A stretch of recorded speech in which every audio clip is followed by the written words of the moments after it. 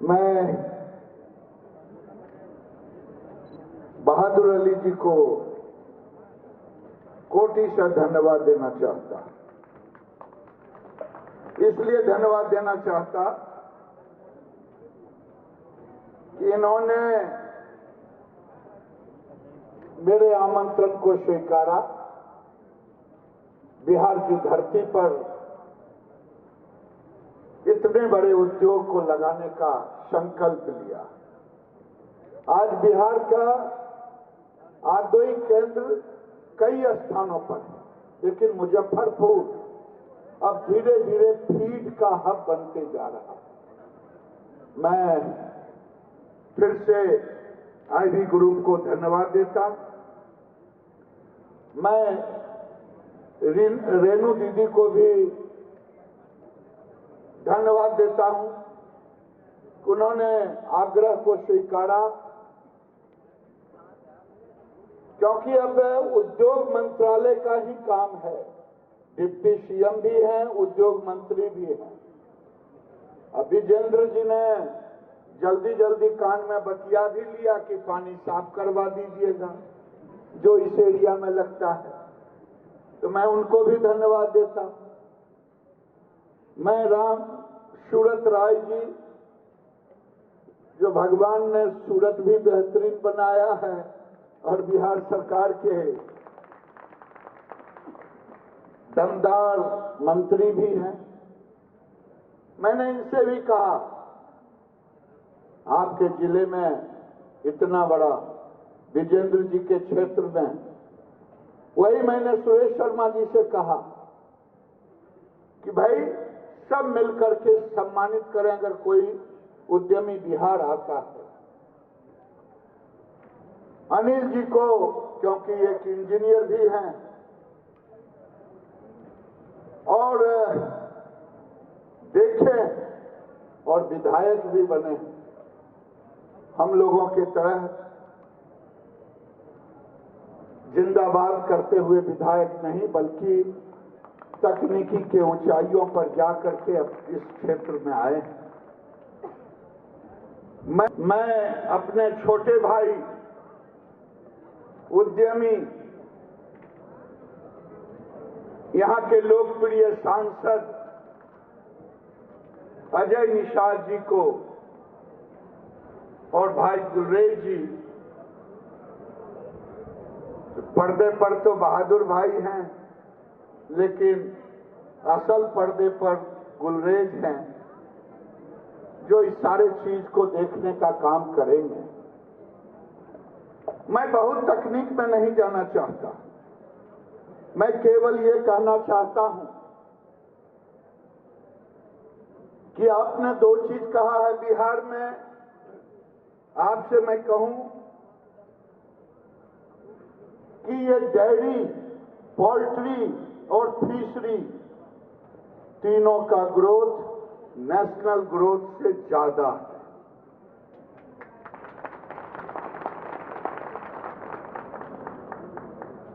Dairy में 5.68 है, यानी अब हमारे पशुपालक भी उसको संतुलित आहार देने लगे हैं। भले आप स्पेशलाइज्ड फीड अभी पोल्ट्री का बना रहे हो। पोल्ट्री के सेक्टर में गुणात्मक वृद्धि हुई है। आपको जान करके आश्चर्य होगा कि 10-11% की वृद्धि है। ये बिहार में एक उछाल लाने का काम किया है। उसी तरह मीट के प्रोडक्शन में 6% का ग्रोथ है। मैं मान के चलता हूं, अगर नेशनल ग्रोथ से बिहार का ग्रोथ एक में 81% है। मैं नेशनल ग्रोथ आपके सामने रख रहा था। गुलरेज जी, आपको जान करके आश्चर्य होगा आपने भोजपुर के एक लड़के को मंच पे लाया। नेशनल ग्रोथ अगर 10.46 था तो बिहार का अंडे का ग्रोथ 81.10% है। यह उत्पादन के क्षेत्र में नीतीश कुमार की सरकार, एनडीए की सरकार ने बहुत तरक्की की है। उसी तरह दूध के क्षेत्र में भी बिहार 6.7 पर आया है। मीट में भी हम उसी तरह ग्रोथ किए हैं 5.11, यानी मीट, मुर्गा, दूध, और ये सब जब आप 45 इंटेक है ग्राम, जबकि 70 ग्राम चाहिए, तो निश्चित रूप से बिहार के किसान इस ओर जा रहे हैं। और आपने एक अच्छी बात कहा है कि यहां हम 3 लाख टन मक्का लेंगे। एवरेज मक्का 1 एकड़ में 3 टन की उपज है, वैसे हाईएस्ट 4 टन का है।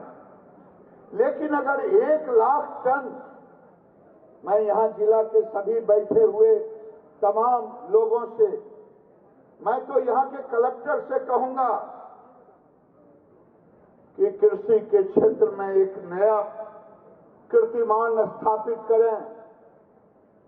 मक्का शुगर प्लांटेशन, उसके बाद सोयाबीन का प्लांटेशन, और बहादुर भाई से कहूंगा अगर सोयाबीन उत्तर बिहार में अगर आपने एक प्लांट यहां लगा दिया, सोयाबीन का प्लांट, ये मक्के और सोयाबीन मिला करके ये प्रोटीन का कॉम्बिनेशन एक अद्भुत होगा और किसानों के हाथ को मजबूत करने में एक बहुत बड़ा योगदान देगा।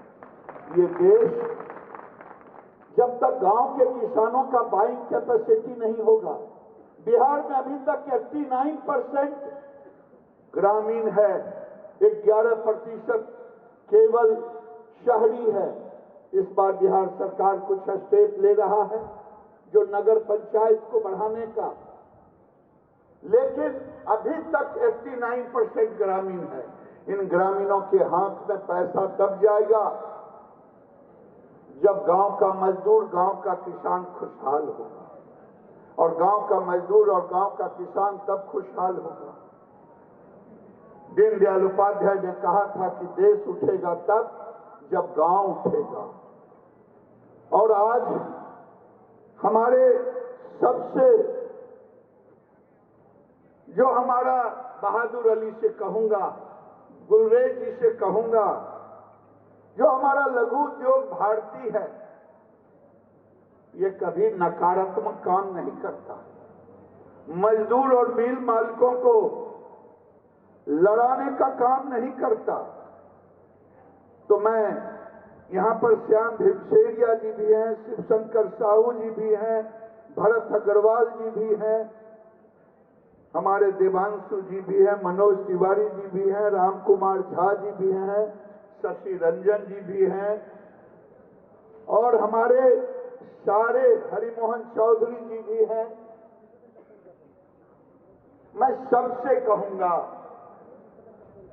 कि अगर ऐसे इंडस्ट्री का जाल इस बिहार में लगेगा, इस मुजफ्फरपुर में लगेगा, तभी गांधी का सपना सच होगा कि देश उठेगा तब जब गांव उठेगा, और गांव उठेगा तब जब किसान उठेगा, और किसान उठेगा तब जब खेत उठेगा, और खेत उठेगा तब जब लागत लगेगी, और लागत लगेगी तब जब उपज का मूल्य ऊपर जाएगा। लागत का मूल्य नीचे आएगा। अभी एक नौजवान ने कहा कि मैंने 6 लाख रुपया कमाया। कॉन्ट्रैक्ट फार्मिंग है, और उसी तरह से मैं कह रहा हूं कि कॉन्ट्रैक्ट का मॉडल बने, और लागत लगेगी तब जब उपज का मूल्य ऊपर, लागत का मूल्य नीचे। पैसा जाएगा फिर खेत की ओर, खेत से पैदा होगा कच्चा माल, कच्चे माल से लगेंगे आईबी ग्रुप जैसे उद्योग धंधे, और उद्योग धंधे से मिलेगा रोजगार। जो आज दीदी कह रही थी 500 लोग, 1000 लोग, उद्योग धंधे से मिलेगा रोजगार, रोजगार से बढ़ेगी चीजों की मांग, मांग से मिलेगा उचित दाम और पैसा जाएगा फिर खेत की ओर। आज इस आईबी ग्रुप हमारे पंडित दीनदयाल उपाध्याय गांधी और लोहिया के अर्थनीति को जमीन पर लाने का काम अब हम किसानों का है। हम किसान इनके साथ जुड़ने को तो तैयार हैं। मैं तो ये भी आग्रह करूंगा कि आप पोल्ट्री कॉन्ट्रैक्ट फार्मिंग कराते हैं, आप किसानों को एक मॉडल दें कि तुम मक्का उपजाओगे, क्योंकि बिहार का किसान मक्के का निराश हो गया है। 1-2 साल पहले तो कीमत चला गया काफी अच्छा 20, 22, 24 तक, लेकिन पिछले साल मक्के का रेट गिर गया, इसलिए कि डिमांड गिर गया। कोरोना आया, एक आफत सा हुआ, एक अफवाह फैला कि मीट मछली से कोरोना फैलता है। नतीजा हुआ कि किसानों का कीमत घट गया। अभी एकाएक बर्ड फ्लू आया। बर्ड फ्लू में पत्रकार मित्र जब हमें पूछने लगे दिल्ली में, मैंने कहा ये कोई नई चीज नहीं है। 2006 में भारत में पहली बार आया था और पशु विश्व संगठन ने कहा है इसे अच्छी तरह पका के खाएं।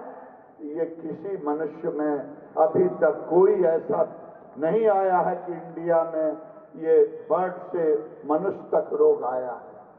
2 दिनों में डिप हो गया, 1600 रुपया से घट करके 14 पर आ गया। ये किसका नुकसान हुआ? ये किसानों का नुकसान हुआ। ये नुकसान ना हो, एक अप एंड डाउन चले, ना हो, एक स्टेबल रेट हो, एक ऐसा रेट हो जो आप लिंक कर दें मक्के से लेकर के चिकन तक का, और वो रेट जैसे आपके कॉन्ट्रैक्ट फार्मर आनंदित रहते हैं कि फीड आएगा, हम अच्छे से देखभाल करेंगे, हमें उसका फायदा मिलेगा।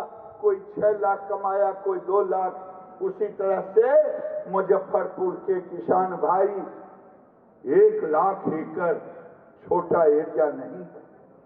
1 लाख एकड़ में अगर ये एस्योर्ड फार्मिंग हो गया, जिसका कॉम्बिनेशन सोयाबीन और मक्का से हो गया, तो मुजफ्फरपुर और बिहार के किसानों की खुशहाली को कोई इधर से उधर नहीं कर सकता और प्रधानमंत्री के सपनों को साकार करने में बहुत बड़ा योगदान होगा। मैं आज के अवसर पर यही कहते हुए मैं जिला अधिकारी से भी फोन पर बात करूंगा और कहूंगा कि आप ऐसे कंपनी जो फीड वाले कंपनी हैं, उन सब के साथ मिलकर के किसानों से वार्ता करें और फीड मालिक से वार्ता करें, किसानों से वार्ता करें और एक नया मॉडल खड़ा करें। देश में भ्रम का जाल चल रहा है, भ्रम से किसानों को निकालना है, किसानों के हाथ को मजबूत करना है, और जब तक किसान का हाथ मजबूत नहीं होगा तो देश का हाथ मजबूत नहीं होगा। बहुत बहुत धन्यवाद।